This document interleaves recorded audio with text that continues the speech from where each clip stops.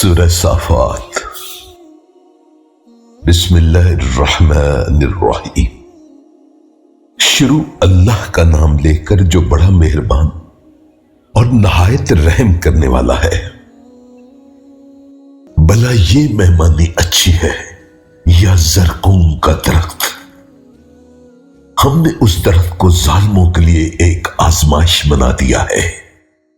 دراصل وہ درخت ایسا ہے جو دوزخ کی تہ سے نمودار ہوگا۔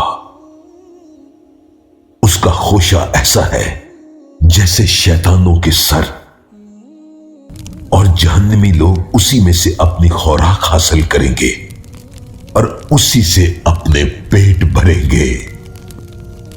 پھر انہیں اس کے اوپر کھولتے ہوئے پانی سے پیاس بجھانا ہوگی، اور وہ لوٹیں گے تو اسی دوزخ کی طرف ہی لوٹیں گے۔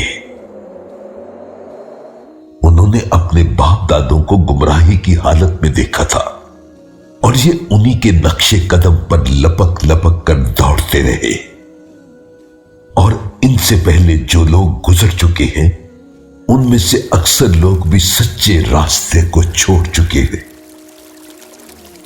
اور حقیقت تو یہ ہے کہ ہم نے ان کے درمیان خبردار کرنے والے پیغمبر بھیجے تھے۔